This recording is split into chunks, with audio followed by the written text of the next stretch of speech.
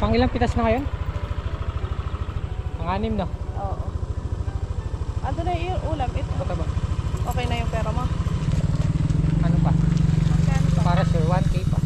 Sama kaya ko. Para dire-diretso na lang. Ito lang ang dalawang. Sa sinimano, baka magkulang. Dadali ko. Awin na yung kape. Baka nandun yung kapehan nila. Ito yung pandesal. Ay, statang solid ba? Ayun yung kape nila oh. Ano na? Doon mo dali. Hindi, tabi ka na kasama pumasok. Ayan. Namili ulit tayo ng pataba. At bumili na rin tayo ng pilpos. Kasi mahirap pangganap nito eh. Natsyempohan ko kanina. Bumili na rin tayo kahit hindi pa natin gagamitin. Ang ganda na yung prepared. Pagka gusto natin ng pilpos, meron na agad tayo. At kasi ang hirap ng supply niyan. Kahit sa Kabyaw, minsan nagkakasabay. Wala si Apong Let, wala kay Boss Roland. So balay, mayroon lang ibaba. Baba ko sana dito kaya lang maputik. Pang-anim na pitas.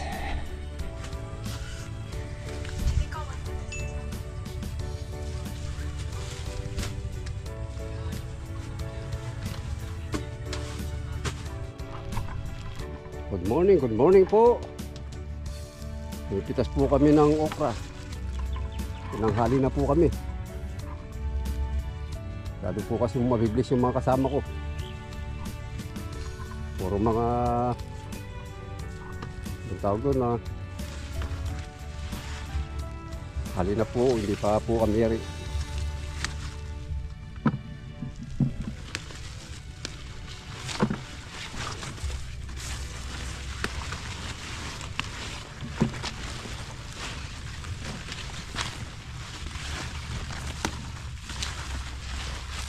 Alam mo po yung bunga guys. Matras po ngayon. Kung nakaraan higit itong bundle ngayon po siguro kalahating limang bundle, kalahating laksa.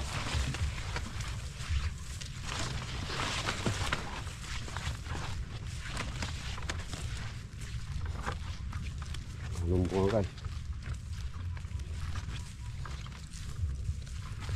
Ito po yung mga kasama ko pumipitas. Siguro po gutom na. Hindi po. Nangali na po. Hindi pa nakapagluto yung sugatan doon, Loro. Tinanghali po kami. Nakakausap sa kapitaw.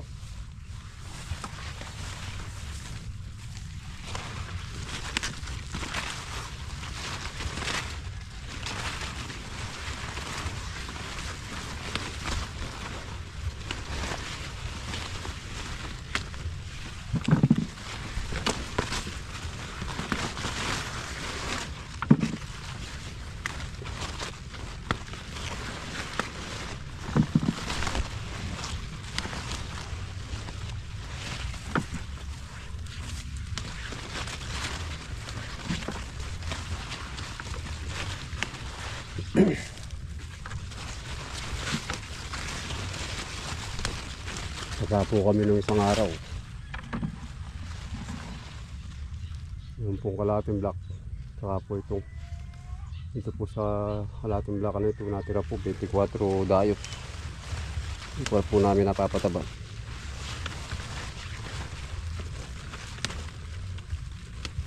Nakabusog po kami ng pataba. Kabili na po si ito kaya po mamaya mayayari na.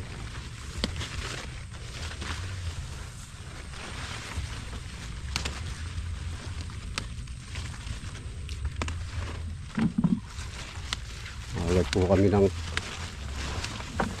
susupot.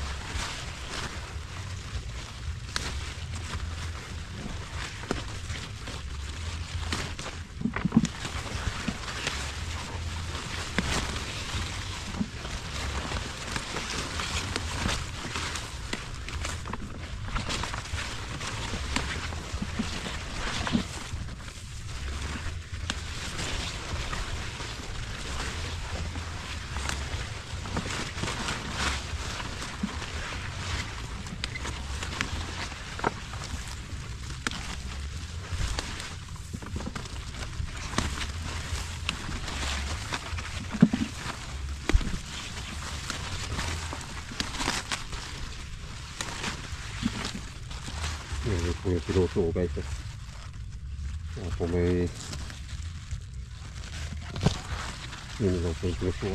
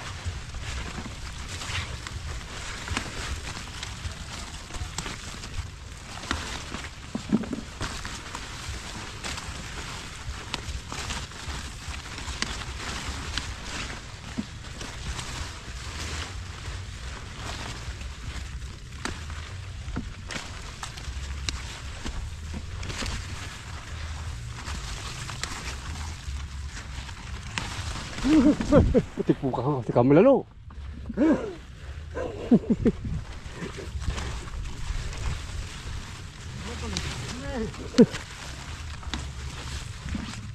Mala na kulat ah.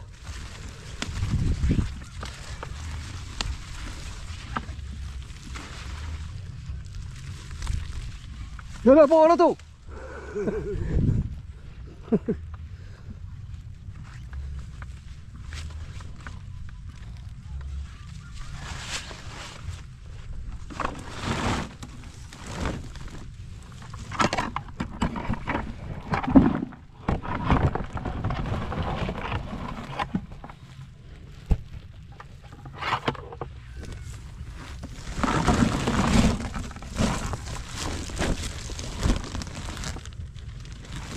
Kung nakaraan si kwenta ang supot.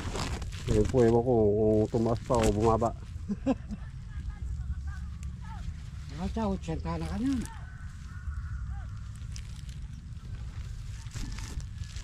Puchet ka na.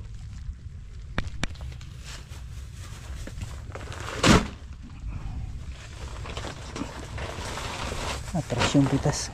Baka limang bundle lang.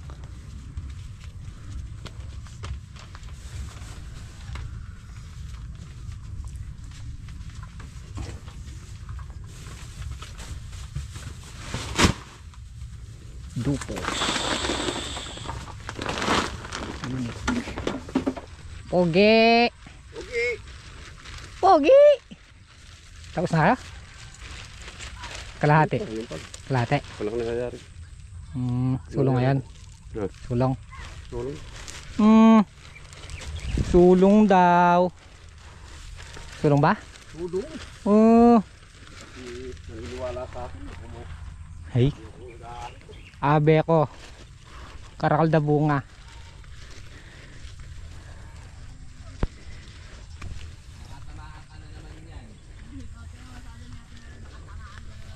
May mga teknik tayong ginawa sa ampalaya base sa ating obserbasyon. Talab naman at gumagana. Oh, daing bungo. Mga kaya malo. Alin? Yung palaya? Oh. 100 na. Ay. 100. Ito binabalita nga ni Ate Melay yung kahapong gulay ni Jean, 100 plus. Oh, 100 na boy. Nakikibalita nga ako kay Jean, hindi pa nagre-reply eh. Sige, tatanong yung mga sige. Ang ganda-ganda ng ampalaya mga idol. Ito, binabalita ni Ate Melay, 100 plus na daw ang kilo. Nag 200 na nga kagabi doon sa ano, sangitan. sangitan. 150 to Wala 200. palang gulay sa sangitan, nabaha lahat. Ala nga Lahat yung ng mga bodega. bundok. Walang laman ng bodega ngayon. Ayan, kulay bago lang mga gulay ngayon. Apa tubig mamaya. Kailan ang pitas na ito? Merkules. Huwebes. 5 araw. Ang ganda ng talbos niya, oh. Ang ganda-ganda ng ating ampalaya. Ang daming bunga, oh. Tatanggal tayo ng hinog. Ang natin dudurugin sa paa para yung uod sa loob mamatay. Gagawin natin 5 araw muna. Medyo nasasagad kasi yung mga nasunod-sunod na pitas para umayon yung bunga sa timbang. Pagka sunod-sunod na 4 na araw yung pitas, nasasagad yung bunga. Pati yung susunod na pitas na hahalaw na.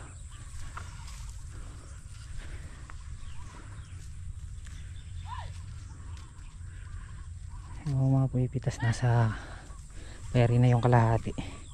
Bali ito yung unang sabog natin, tunaw na, kaya lang hindi pa nabanlaw. Tas kahapon sinabugan ko ulit ng Philpost triple, dalawang magkasunod, halos pagitan ano lang, 3 araw sinabugan ko ulit. Pero hindi ganun kakapal, hindi maganda pagka kapalagi ang sabog, nasusunog lang yung bunga, nababakong.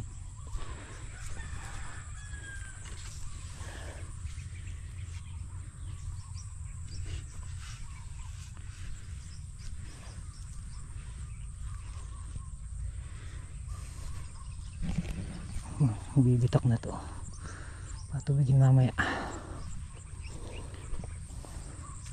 para yung unang sabog na pataba mabanlaw. Ang ganda ng talbos niya.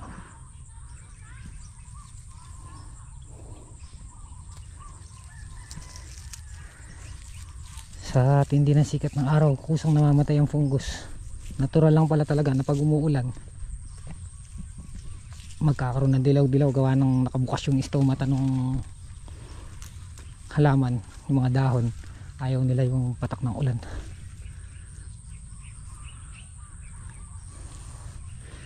Nasusobrahan sila sa tubig.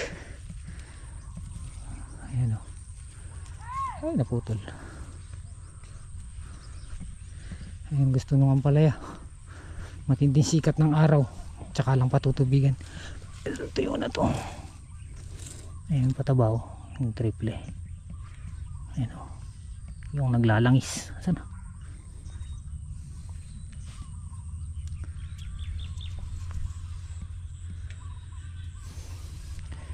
Tapos bago patubigan, pinadilig naman natin to ng score para naka-block na yung fungus pag pinatubigan.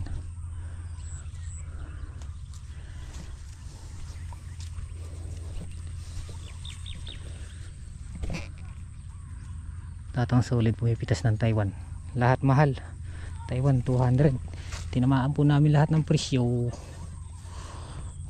Pero kung meron pa kami tanim na ano yan, sitaw, bawi bawi sa dami ng bunga. Nebop, dahil bunga na Bob. Dito ako nagagandahan, no, sa tudling na to. Kakape muna sila tsaka tinapay. Ito talaga, kung makikita nyo ito nun, kawawa. Hindi mo i-expect na magiging ganito siya. Nung una ayaw nga talagang sumulong. Ginawa natin, binukas natin yung plastic, makita mo yung loob niya, parang clay, matigas na basa. Sabi ko hindi susulong yung ugat nito. Ginawa natin, pinala natin yung gilid niya, and then palipas ka ng 2 linggo, makita mo yung talbos niya, sumulong na. Kalalaki ng bunga, oh.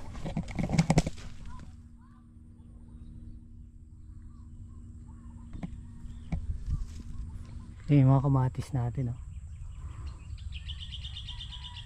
Kapurma. Oh, makit na sa balag.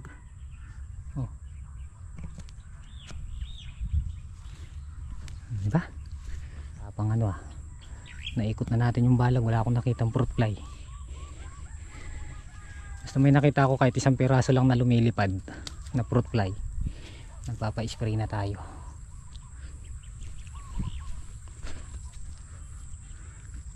Ibig sabihin nun, naaamoy nila yung balag na walang walang bahid ng gamot, nawala na yung bisa. Itong mga nahinog na to, ito yung mga nasira ng bagyong Juan, nabakbak nila yung yung balat ng tampok niya, kaya maraming nasira. Pero sa kabila ng mga nasira, napalitan din agad ng bunga.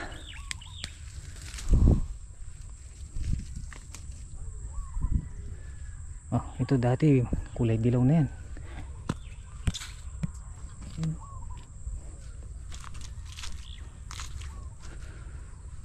Parang nag-proning tayo hindi man natin ginawa ng panahon yung pagpo-proning. Halos wala siyang ganong sanga sa baba. Ayan nakasira ay tampok. Ayan kaya hindi lumaki yung mga bunga. Ayan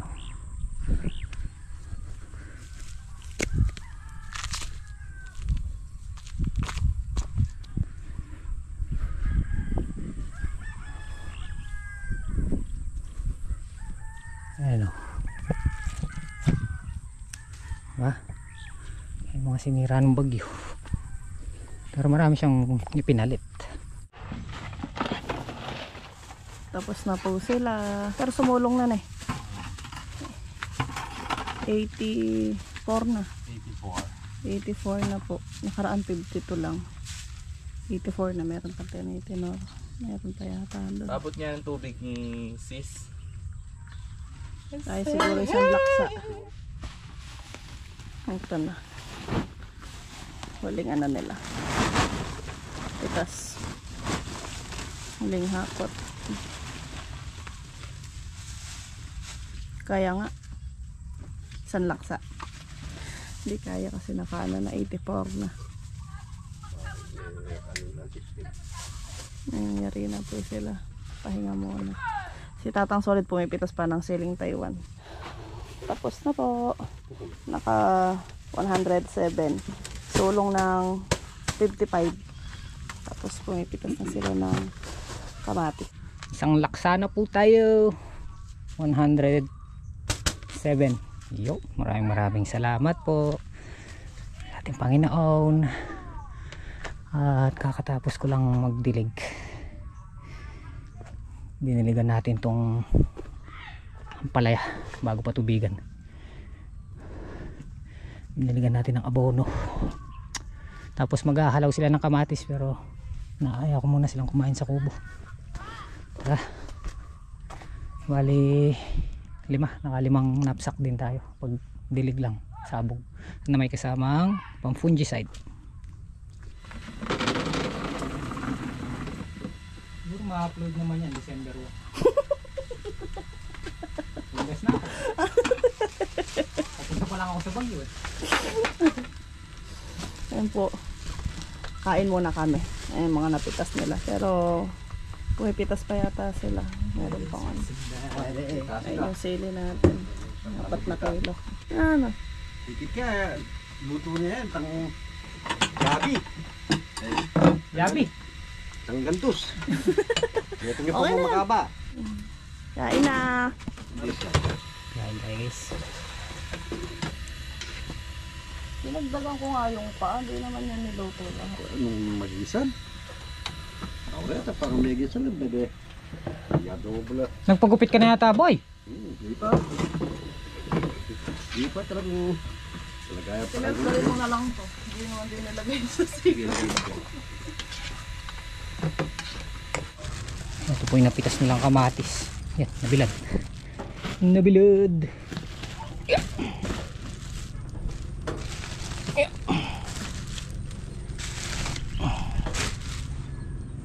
Tatlo ata silang, tatlong good, 2 segunda, tsaka sili. tinamaan natin lahat ng tanim. Yung siling Taiwan 230 ang kilo. Kaya kung nadagdagan lahat ng tanim natin, kung na dinamihan ko yung bawat na ilagay nating tanim, sa pool talaga. Taiwan, kamatis, sili, kamatis, patola, palaya, okra, mataas lahat, lalo na yung okra 75 yata. Kaya maraming salamat po sa ating Panginoon. Mamana naman po tayo ng presyo. So bali magpapa-spray tayong ampalaya ngayon, tsaka patubigin lahat ng gulay para yung mga patabang nakalagay mabanlaw. Huwag makanta mo rin potang may para naman eh. Papatubig sila ng sili, tapos pinasasabay na rin natin ng pataba, tapos papa-spray natin to kahit mabawas lang, tas bukas na lang yung hindi may hari, para lang hindi makaporma yung mga uod.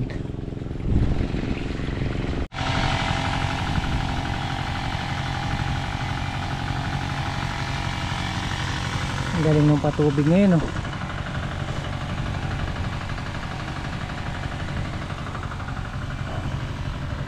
Hindi ikot-ikot lang ang tubig, oh. Yung mga tubig na nanggagaling dito nagpupunta na dito.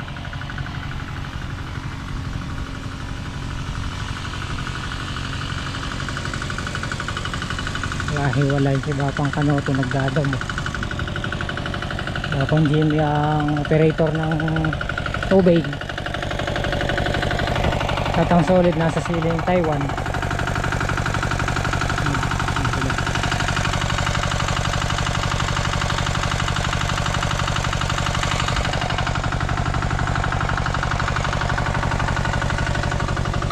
Ay, mabalik yung tubig, oh.